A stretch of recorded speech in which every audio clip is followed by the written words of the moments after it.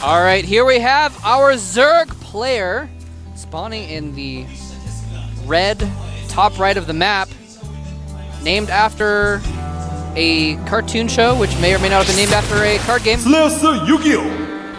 I should look that up. Well, I mean, the show itself was named after the card game that was in the show, at the very least. Wait, there was a card game named after a card show? What which had a card if, game no, in wait, it? let's think about this further. Well, hold on. Down here at the bottom, our Swedish player on the team, Mouse Sports, he is... Master J. All right, I had to get that intro Yeah, in. you saved me, man. I almost did it again. Well, think about this even on a deeper level. I'm just going to take this a level lower. What if there was a manga about a card game, and that's what the anime is based off of? Did you think about that? I think there is a manga, actually. So I think that may be I'm the bottom looking it up line right here. now. That may be the bottom line, man. I think the manga was first, and then they made the anime and the trading cards off that. And, and video games. Isn't there like a video game where you actually play the card game on a video game or something? Yeah, I actually had that game.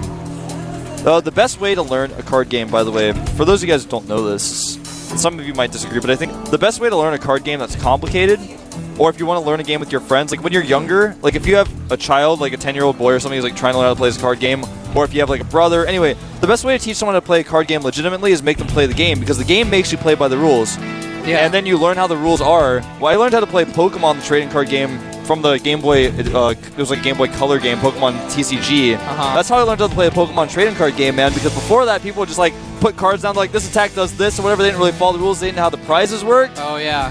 I was actually like the nerdiest guy, man. I played a Pokemon trading card game. I played Yu-Gi-Oh! Speaking of following the rules, by the way. He's not following the rules. That's actually a really good point. I didn't want to cut that off, but Yu-Gi-Oh! Going for a hidden gold base. Now, Thorzain is actually going to run across the map with his SCV, and he's going to smell something's going on, I think, because he's going to say, oh, look, no natural expansion. So, we've seen Lysira do this in the past. He takes the gold base early as well, and normally, it's not a fast expansion, it's actually a roach build. What this build does, it's designed, it's like a proxy roach build, but then you like get the economy back because you're on a gold base. It's really good for this map, and the Roach Warren is going down now, so it is going to be that proxy. It's basically like a proxy roach. I don't know, I'll tell you guys, it's just a hatchery that you're just going to make 3 roaches off of it and attack. And Thorzain knows now he's making a bunker. He knows what's going on. Smells it in the air. When you scout that there's no hatchery, his SCV just scouted all these drones going over there. So he's absolutely sure. He didn't have vision before, but now he knows exactly what's going on. The factory is almost up. I don't think he's quite gonna have tanks out in time. He canceled the bunker. What? Uh-oh, 3 roaches being produced now. And he's making a reactor on his barracks. Does he not know the Roach Warren? Yeah, I don't think he knows what this build is really like designed to do. Because I was like, oh, he's so smart, he made the bunker preemptively. And now the roaches are coming, man. There's 2 roaches coming from that main hatchery, and now the rest of the larva on the gold base hatchery is going to be spent for roaches. He did an extractor trick to get an extra roach. Yeah. This is actually really bad for Thorzain because I don't know if he knows what's going on. He's only got 3 Marines. He didn't even build a tech lab on the factory. Yeah, he didn't build any Hellions either. I think he's just going to die. He might actually just die, man. Here come the first roaches. They've been hidden until now. And the Marines are out. Oh, get that depot up. Gets the depot up. 2 more Marines popping out here. This is going to be really, really hard for him to pull off. The Marines, I believe, do outrange the roaches barely. They do, but with the depots falling. He should have. I just don't know how he didn't realize this was coming, but I mean, I guess he just didn't, man. The roaches are in, and more roaches are rallying in behind this. He's going to want to target down the SCV, making the bunker. Even if he does, he can just walk by the bunker, basically. Them chasing the Marines back. SCV's trying to form a wall. Marines are targeting down the hurt roaches, but is it going to be enough? Looks like it's going to be down to 1 roach versus a couple Marines. Another roach coming in the back, though. If he can get a wall up and get something in that bunker, he might be able to hold this off long term. The Viking's going to land. And yeah, it looks like he will hold it off. Good micro. He pulled some of the weakened SCVs away in those cases, and now he's going to be okay. More roaches coming in here. He might just want to attack the depot. That Viking actually doing a lot of damage to the roach, surprisingly. And Thorzain lost a lot here, but he could have died. I think Yu-Gi-Oh! Should have waited and got a more consolidated roach forest, just kept poking at the wall off, killing more SCVs here, actually. And now the tank is out. This attack is going to end. There we go. But look at the supply, 46 to 34. And, of course, YugiOh having a gold base up. It's going to be a very quick, short-term extra income. He's going to probably take his natural pretty soon as well. Exactly. He's going to take his natural, and then he's going to have, like, 3.5 bases to 1. Cloak being researched. He does have an extra orbital in his main, so Thorzain could, if he gets Siege Mode or Banshees out, take his natural. Cloak being researched at the Tech Lab of the Starport. He's going to be going for Cloak Banshees as a follow-up to this. Pretty smart. Yeah. Yeah. Of course, Banshees do pretty well against Roaches, but more importantly, when you know your opponent's probably going to be making his natural, he's going to be much less likely to have an Evolution Chamber or a Lair. Or a Lair, exactly. And even if he does, Banshees are pretty good against Roaches. So, you know, if the Roaches are like going to try and come in and stop you from taking your natural, a Banshee will dispatch that. Yes. Now, Thorzain has made a command center during all of this. He's had that second command center for a while, so he lost a decent amount of SCVs, but he's been able to produce 2 at a time now. 34 drones and 29 SCVs. And the Roaches at the front of the base just, you know, continue to be a little bit scary, but Thorzain actually could move out and be aggressive if he wanted to, but I think he wants to wait for the Banshee. Now, he did see that starport with his Roaches, I believe, when he was running around. So he got a couple queens at his gold. He's got the Evo Chamber. Yeah, he got the scores Evo going Chamber up, now. so he's going to be fine against this Banshee for the most part. But Banshee will still retain map control and just generally be annoying. It looks like target down some drones. Has to avoid being in range of that queen, though, and he's going to kill this Spore. Not too impactful, though, because the other one still has vision for the Banshee. Nice control by YugiOh. And the second queen coming over here as well. Nice move. Yep. Banshee has to retreat, and it's probably not going to do too much. And I like this Viking just scouting around. It's like, oh, free drone. Needs to get out of there, though. Get out, Viking. What are you doing? Gonna do battle with the queen, man, and I think he's going to win. Only because the queen went away. Oh, because that's... He's damaging the queen for this Banshee to come over here. And oh, no, and he lifts up on top of the Spore finishing. He's going to die either the Zerglings. He's like, well, which death do I want? Do I want the Zergling death or the Spore death? I would prefer the Spore death, personally, I think. I think I would have gone with the Zergling one because you could at least damage one of the Zerglings. Otherwise, you're just, like, dying for no reason. Actually, like, yeah, like, it sucks. Like, I actually, for some reason, I used to not be afraid of planes at all, but lately, I got to get a little nervous on planes. On the flight over here, I was a little nervous. I was thinking about, like, what I would do if, like, the plane exploded. I don't know. I think you would just die. I think that's what you would do, Moltrap. Anyway, point being, I think it would be a little more, I don't know, I can't decide if that would be more terrifying to have a plane explode around you or to die from Zerglings. I don't know. The Zerglings are pretty terrifying because they're chasing you and you're trying to run. And they're actually, you know, if a plane explodes around you, you're just going to die. Whereas, like, the Zerglings are going to, like, eviscerate you and eat you first. Yeah, they're, like, ripping your body apart. You're screaming and stuff. Ah. How do you think those Marines feel, man? Like, those Marines that were selected for the bunker rush, if that bunker rush doesn't work, what happens to those Marines? They get ripped apart by those angry Zerglings. Their families get a decent pension. Oh, well, yeah, this Banshee. Sorry, that was a bit of morbid of a conversation. Yeah, that was a little morbid. Let's get back to the game here. That's okay. Banshee's flying into a Spore Crawler, and she was thinking about it too. Now this Banshee is also just going to be able to retain some map control, and that's just fun to have as well. Actually, he's got a lot of creep in the middle of the map. Thorzain's actually taking a pretty hefty supply lead here. And this Banshee, though, is doing a lot, killing queens. Maybe. Oh! Queen for a Banshee, not the best trade, but did get a few spores. Tumors, sorry. Exactly. That's a crazy amount of tumors in the middle there, man. Well, he had a lot of extra queens, so he thought I might as well do it. And I like that because now whenever Thorzain wants to scan to clean that up later, it's going to take a lot more. Plus, he can spread the creep so much faster. So, Spire is done. 5 mutas on the way, +1 weapons has been on the way for a while. He's going to control Thorzain's dropping with these mutas. In fact, he's going to even send just 2 mutas into the natural here. I think that was a rally. 4 mutas coming now to join them. Yep, going to take out a couple SCVs. No turrets in play. They are going up right now in the main and now in the natural. So, Thorzain's going to be okay. Again, with the, like, tiered siege tank placement and the spread out Marines. And here comes a drop much earlier than we saw last game. A lot of queens inbound, though.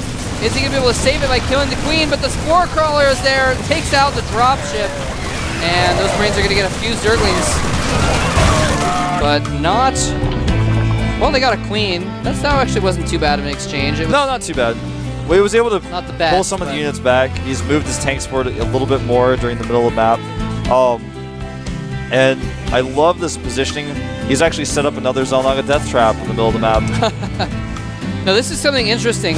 Because YugiOh took that gold so early and transferred all those drones there first, the gold base is actually about to run out. Yeah. So he's taking the top left, but Thorzain's taking the mid left, so they're actually going to be at 3 base to 3 base in a little bit. Very true. But YugiOh has this reinforcing hatchery you can use. He's got creep all around that. It's very difficult for Thorzain to defend that base. That's why he has to be so patient with how he pushes forward here. Armory going up as he knows the Muse getting to be pretty high in number. What are the infantry weapons at? He's got +1. +1. Okay. No +2 started yet. Doesn't have armor started either. Yeah, so actually YugiOh's a little bit ahead in the ground upgrades. Oh, catching a couple of medevacs for free off guard here. Needs to get out though. Those Marines targeting him down are going to take out a couple mutas. Nice snipe though of those medevacs. Beautiful move. But anyway, YugiOh's actually got a little bit of an upgrade advantage on the ground. Ooh, YugiOh is taking control of part of this high ground over here. Nice. He's putting spine crawlers to the top of it as well to make it so it's very difficult to push up there. Losing a lot of mutas though. Wow, there's a lot of mutas going down. Down to 8 mutas. Sensor tower there as well. That's a smart move. Keep track of everything in the middle. See those Banelings morphing over there? Those Banelings, I think, are going to try to avoid the entire tank army. He's going to do a counterattack to the natural with those, most likely. Nice mutaless control here. Not enough Marines to deal with those mutas. Some more Marines coming in, though. He's going to get 3 tanks before being driven off. Very nice. It's going to really keep Thorzain from being able to defend that left side. Although I don't know if YugiOh even knows about that left side. Otherwise, he probably would have killed it already. Yeah, I think that's why he's seeing these Banelings over here. I think he's going to send them to the natural. No! Zerglings being taken out for free, but these Banelings are still something that's problematic. Oh no, the SCV's in the natural. So much slaughter. Banelings taking him out so quickly. There actually wasn't a lot of SCVs. He just transferred a few out of that, so it wasn't as bad as it could have been. Yeah. Nice splitting there as well. Actually mitigates a lot of the damage that could have been done there. Yeah, he dealt with that pretty well. Now the Muse are still out on the map trying to find another base. He hasn't checked the left base, which is kind of ironic given that he's got creep all around it. Yeah. I think he expects that Thorzain probably hasn't taken it because he's like, well, I haven't seen you transfer any SCVs over there really. Or I mean, he has seen it, but did he see it? Yeah, exactly. Yeah. He hasn't. I mean, there's no way he knows about it, or he just assumes it's not there because he's not actually sending any units to do anything because it's completely open. Now he's sending some Zerglings. Now he's sending Zerglings over left, but there's some units getting taken out by Marines. They're not. Oh, bad engagement by those Mutalists there, and now some Creep Troopers are going to take it out as well. In the middle here, and this is what Thorzain needs to do. A nice little chunk of Creep Troopers taken out just as the Creep are starting to get really out of control. Oh, no! Oh, nice save with the medevac. Thorzain's been kind of stuck for a while here. Luckily, he was able to secure that third base, but the Mutas are always barreling down on any units he sends too far away. And he's took that high ground near his natural. He's sieged up there very patiently, but he's never been able to move away from that. Yeah. And YugiOh is just going to start taking more bases. He's got better upgrades. It's interesting. Thorzain, he's got this style where he's like always spread out. Hold that thought. He might just right-click that planetary. And there goes that base. And oh my goodness, there's enough Banelings for the SCVs as well. They're going to go down so hard. And I don't think any of them are going to escape from that. Horrible, horrible slaughter. Thorzain really not looking in a good position right now. He's down by 30 supply at this point. But he's trying to go up the middle of the map for a push. He's got a lot of forces there. Somewhat indecisive there for a moment. Banelings running away. They don't have Burrow. Burrow just started. YugiOh's like, I had an opportunity there with Burrow, and then he just like went home and researched Burrow. It's like, I wish I had that. And here comes some Banelings rolling up the middle. I don't think this is a very good idea, but he's got a lot more coming from the top as well. Nice line of siege tanks he's going to block. That's actually beautiful. A wall of siege tanks protecting the Marines behind it. And Thorzain actually holds that. He's still, it was a good trade though. YugiOh is still way ahead in supply. He's got 54 Zerglings on the way, 6 Banelings as well. Now, when all those units finish, he's going to want to attack Thorzain and stop this push from occurring. He's going to take out the gold base here. It's not too impactful. The gold base is basically mined out. It's got 212 minerals left there. It's basically just good for the gas right now. Yeah, and the drones that are mining there, you can take those out. That'd be pretty big, but nice control of this area by Thorzain. YugiOh needs to solidify a strong force to clean this up. He keeps sending out small squads that just aren't enough. Yeah, that was actually pretty big taking out that gold because, like you said, there was actually a lot of drones there. So now he's down to 3 base, and Thorzain retaking that left side base. So he is going to be, I think, did he float his main orbital out or just build another one? He remade. He had another one probably planned for the bottom right, and he just decided to send it over there again because it was closer. Look at that, though. Look at all those Zerglings. And if he engages with the majority of his army, I don't think Thorzain's going to be able to hold the center anymore. He's at half the supply of YugiOh at this point. He's too spread out right now. And he's having to fall back from that push because he knows this force is coming around the right. What's that? That Baneling just burrowed what the Marine was about to shoot at, and he just burrowed. He's like, sorry. He's like, I could kill you, but it wouldn't be cost efficient, so I'm going to get out of the way. And these mutalisks coming in the back, taking some damage, down to just a handful of mutants, but the handful is all you need to take out add-ons. And Thorzain is kind of stuck defending the middle. Tons of Zerglings. Nice depot lift there. Don't know how much good that's going to do, though. Wow, and actually all the Banelings dying for no reason. The Marines are going to target or clean up a lot of the Zerglings, but they do get in after taking out the add-on. Are going to start taking out turrets. Nice combo there. The third base of Thorzain, though, was not able to be landed, and he's just kind of floating it over there. He can't take it. There's Zerglings killing depots. Thorzain in a really bad spot here. Does clean up the attack, though, but in the middle of the map, mutas are cleaning up his turrets, his siege tanks. He's just losing everything. He's just spread too thin. Yeah, and he just doesn't have enough right now. He's got, I don't even know how many. He's only got like 20 Marines. And I think, yeah, he's got 15 mutalisks. Oh no, he's going to catch these tanks off guard in the middle. Kill them off as well. Some Marines stimming here, not going to catch those mutas, though. Kind of a wasted stim. And look at this, he's going to be able to finally kill that actual command center by the looks of it.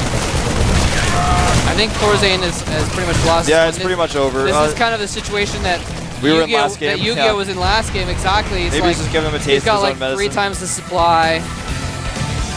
No map control. There's like one Thor in the middle of the map. I don't know what's up with that. So it's really interesting that Thorzain was actually, this game he was like, he's going in for a little bit of a drop here. It's a pretty substantial drop. I don't think it's going to accomplish enough though. Not with those Banelings so. Look at how many Banelings. The mutas can clean up the drops as well. Yeah. GG, well played. Well played. Very mannered by Thorzain. So, that ties us up at 1-1. 1 apiece. Wow. So it's interesting that Thorzain, like I was saying, he was kind of like less methodical that game. Even though it felt like a better map for it, he was less methodical. Now, he did lose a lot early to that early Roach push. Yeah. So that set him behind from the beginning. He was less methodical. He took the first raised area, put a sensor tower there, turrets there, and a bunch of tanks. He never moved forward, and YugiOh was on top of it. He knew what to expect this time. Yeah. And, well, this is my screen. That's what it looks like. Yeah. He was very methodical with that first part, but he didn't go into the second part of the attack. And YugiOh had spines at the top of that base. He had creep spread there from the gold base. He had like 30 creep tumors in like this small of an area. Yeah, he kind of did the same thing where he's like, all right, you're going to take the high ground. I'm going to take this high ground and like defend it. Yeah, and you can't really move up I've got a better position, and you can't move up here. And he did a lot of great counterattacks, and Thorzain was just never able to get the base. And even though Thorzain, he basically got his third base for free. I mean, if YugiOh had seen that earlier, that base would have. It would have been a YugiOh would have been like, I'm sorry, this isn't going to fly. Like I've like a creep going up the ramp into that base. I'm sorry, this is not going to work out. Exactly. Yeah. So Thorzain, not quite pulling it out that time. Again, I really think though, it really did come down to the fact that he misread that rush. He was like, oh, a gold base? I'm going to have to put a reactor on my barracks right now. Yeah, that was weird. And well, he was gonna do cancel the my barracks bunker. anyway. He had the bunker, and then he got rid of it. And I'm sitting there going, like, oh, he's reading this so well. Like, he sees there's no hatchery. He knows there's a hatchery somewhere else, and he, like, makes the bunker. And then he, like, sees it's the gold base, and he's like, oh, it's the gold base. And he, like, cancels the bunker. He's like, oh, it's fine. I'm like, no, dude, those roaches are coming. They're coming, man. Yeah, and, you know, that's a build that I've seen in Korea, but I haven't watched a ton outside of Korea, but I haven't seen that personally. I don't know. Do you know, is that something that people use? Yeah, it's something people use. Lacera started it, and he was kind of the first person to use the roach rush from the gold base. The point being, maybe Thorzain hasn't seen that he probably isn't. Yeah, that's exactly what's going on. Yeah, so he misread it because he hasn't experienced it too much. So yeah, it's a Korean style. So yeah, Europeans don't price on Crossfire that much. I mean, there's no reason for them to. It's not used in a lot of tournaments. So. Interesting. So we are going to get into the final game of this matchup. Yep. Can Thorzain take the win, or will YugiOh finish it out?